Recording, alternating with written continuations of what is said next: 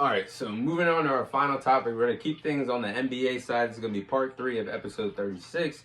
But moving on to the final topic, with the NBA season nearly hitting the halfway mark, I will share my biggest NBA surprise that has happened so far during this NBA season. To me, it's been a lot of things that have happened. My runner-up for this segment is the Cleveland Cavaliers being the best kept secret in the NBA.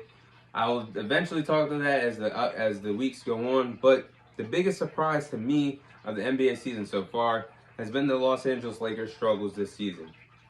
Now, I cannot believe I'm saying this Los Angeles Lakers team, the super team that was built in the summer, courtesy of LeBron James, is currently 26-29, under 500, and in danger of missing the NBA playoffs this season.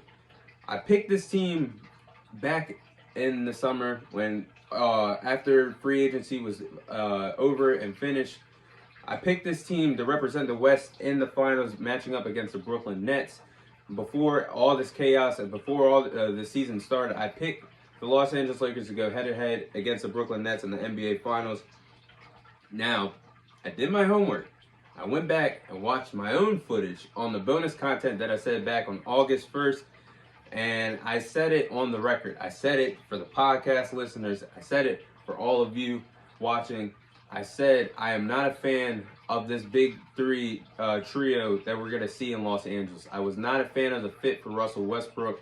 I had a lot of question marks. I had a lot of doubt for the trio of LeBron James, Russell Westbrook, and Anthony Davis playing all together. There was a lot of question marks for me. There was a lot of question marks to see how this team would be controlled. We could see LeBron James do a really good job controlling the offense. And having a guy like Russell Westbrook who needs to control the offense in order to put up great numbers and put up a great stat line and be the best he can be, having him in the offense, that was a question mark to me. And Anthony Davis, you don't got to worry about Anthony Davis. Anthony Davis can do his thing on a nightly basis. But to me, out of this big three, at this point, you have Russell Westbrook, a former MVP winner. The man holds the NBA record for most triple doubles in NBA history, and he's still in his prime. So that's a tremendous stat line to say for Russell Westbrook. Meanwhile, you have Anthony Davis, who potentially could be the best big man in the NBA.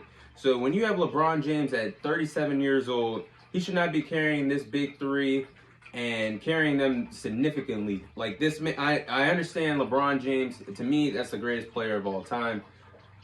I understand it's LeBron James, and LeBron James is not going to regress or decline anytime soon. He gets better. He's like fine wine, gets better as age and time goes on.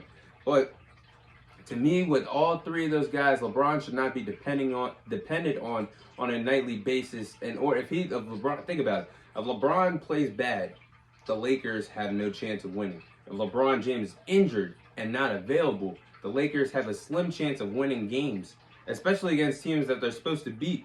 This team has definitely underachieved and arguably has 5 future Hall of Famers on this roster. They have LeBron James, they have Anthony Davis, who could potentially be an NBA Hall of Famer.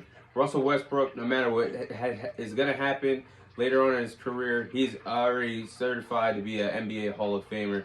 You have Carmelo Anthony on the bench, who's going to guarantee a future Hall of Famer, one of the best scorers in NBA history. And you have Dwight Howard, one of the promising NBA career, and is definitely going to be a future NBA Hall of Famer. So you have 5 future Hall of Famers on this team, and you mean to tell me you're 26-29 and under 500 and in danger in the West of not only missing the play-in game, but missing the playoffs. The play-in tournament, I should say. So, to me, I gotta kind of tip my cap off to my co-host Rob Sarasulo, who definitely said months ago when the NBA season started that this team was overhyped, overrated. Definitely the age was going to be a factor. Rob, you were 110% correct, because at this point, the Lakers are in deep danger of underachieving a lot of goals that they set out this season. So the roster, I understand LeBron James putting together this roster, and it just didn't work out. I mean, Carmelo's doing his thing off the bench. Dwight Howard is a key ingredient off the great player off the bench. Kendrick Nunn, who they stole from the Miami Heat in free agency, has yet to play a game this season. Or if he has, I haven't heard a single thing about him. There's a lot of question marks, a lot of things that LeBron James could have did differently when he was helping the front office put together this roster. Nobody knows the real problem for the Lakers this season. Obviously, the name change of the stadium is not a reason why they're doing bad. It's no longer called the Staples Center. That's not a reason why they're doing bad this year. But 1 minute, it's fire Frank Vogel. Now remember, LeBron is basically a general manager for this Los Angeles Lakers team, and he's been basically a general manager for every team that he's played for. We've seen this years ago in his time with the Cleveland Cavaliers and his final stint with the team. So he had a say in bringing in the next head coach when they made a head coaching hire. He wanted Frank Vogel there. They won a championship together at least. Frank Vogel helped the Lakers win a championship in the bubble in the 2020 season a year and a half ago against the Miami Heat. So obviously he's not a bad head coach if he got you a championship. And they underachieved last year, being knocked out to the runner-ups, the defending Western Conference champions in the Phoenix Suns in the first round. So, and I don't understand why he should be fired. I don't think he should get the whole entire blame for this. The next minute, it's Russell Westbrook needs to be traded. Now, it's not all Russell Westbrook. But a lot of the blame has to be directed towards Russell Westbrook for this. I hate to say it. I hate to see a player go down like this. I hate to see a player be criticized and basically be the biggest villain in the NBA. The most hated player in the NBA today is Russell Westbrook. He's a top 5 point guard to me in the league. He's a former MVP winner. He's done things that a lot of point guards can never say they did. A lot of players can never say they did on a nightly basis. This man leaves it out, his heart and soul on the basketball court every time he laces up and plays. But he's played terrible this season. And he does not fit well with this team at all. And he's in a shooting slump that a former MVP like himself should have dragged himself out of and got out of the slump a very long time ago. In the month of February alone, he's only made 14 baskets, 14 field goals, and has 14 turnovers. It's so sad to see this man go down like this. And he's lost his confidence. And you could definitely see it on a nightly basis. He blames himself every time the team loses. He even basically blames himself even when the team wins. And I've seen for countless nights, a most recent night, when the Lakers faced off against the Knicks in that Saturday primetime game, we've seen LeBron James dominate. We've seen Anthony Davis dominate in that game. But Russell Westbrook just didn't show up. He just doesn't show up. I don't know if he's afraid to play in the Los Angeles atmosphere. I don't know if the bright lights are affecting him. I don't know what the problem is, but a guy like this should not lose so much confidence, and you know you're one of the best point guards in the game when you put your mind to it and you can do everything there is to do. So to me, it's a big question mark. He's definitely lost the trust of the Lakers front office, and he definitely lost the trust of Frank Vogel, because we've seen Frank Vogel pull him out in the fourth quarter when the team needs to win. In the fourth quarter, you put your bet, especially in the sport of basketball, you put in the final minutes of the game, you put your best players on the court, and the best players who are in the best position to help your team pull out a win, and especially in overtime. We've seen Westbrook pull in the fourth quarter, riding the bench in the fourth quarter. We've seen him pull in overtime games when he's desperately needed in games to win, but they pull him because he just can't shoot. And he reminds me of what Ben Simmons was in the playoffs last year with the 76ers. As good and talented as a player, you get pulled when you can't deliver, when the lights are on bright, and you need to make a moment and you need to help your team win. So, to me, he should have been traded, honestly, to me today. Obviously, they were in a tough situation, a sticky situation, because his contract is so big, so tremendous, and no team wanted to be a part of that trade. The man makes over $200 million, and that's a lot of cap space that's affecting the Los Angeles Lakers. and I believe that's the reason why he wasn't traded today by the deadline.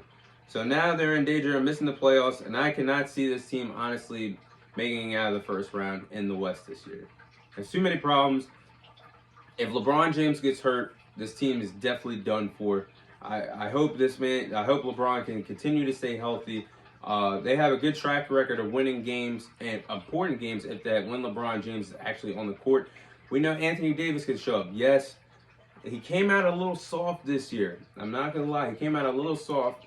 There's a lot of analysts, especially Shaq, who definitely put his input in Anthony Davis being a little soft this year. But the man has came to play, and he's definitely looking like one of the best big men in the NBA this year. He can dominate, and he can turn it up whenever he wants to. So Anthony Davis is not going to be a problem. Problem is ultimately going to come down to Russell Westbrook. And there's an All-Star break that's coming up next week. Players get times off. Teams get to recuperate and get ready for that second half of the season when everything's going to matter. Pushing for an NBA playoff spot, pushing for an NBA championship run, pushing to win the NBA Finals. A lot of teams are going to make a lot of adjustments. It's going to be interesting to see what the Lakers do and seeing if there is any players out there in free agency that they can still snag and help them go on a run in the second half of the season. If there's anybody that can turn this around, turn this ship around, and at least get something out of the season, it's LeBron James. So I definitely believe this second half of the season is definitely going to be, once the All-Star break happens, it's definitely going to be a wake-up call for this Los Angeles Lakers team. Obviously, LeBron is the only Laker to make the All-Star team, so all of them are going to be at home thinking what they can do to go on a run and potentially become NBA champions this year. If they turn it around, you heard it first. I'm not going to be surprised, but honestly, my intake on this team is they're going to get knocked out in the first round in the West. Can't definitely see them getting past the Warriors if they got to play them. Definitely can't see them getting past the Suns. Definitely can't see them getting past the Jazz. Definitely can't see them getting past the Grizzlies if they have to play them the way how John Morant has been playing. It's unfortunate. It's very unfortunate for this Lakers team who's underachieving. They got to turn things around. And Russell Westbrook has to find himself when he gets this break. He has to find himself and figure out what he can do to be the Russell Westbrook that the world knows he can be. A dominating player on a nightly basis. He's obviously not going to put up the triple-double numbers because he's playing with two superstars in LeBron James and Anthony Davis. He's not playing alone. But in my opinion, he plays better alone. So we're going to have to see what this Lakers team can do. I'm excited to talk about basketball more in the next upcoming weeks. The second half of the NBA season is going to be great, but that was my biggest surprise so far in the first half of the NBA season. But that is all the time I have for you guys this week. This is your host, Thomas Tyree, signing off. Thank you guys for watching and listening, and I'll see you guys on next week's episode.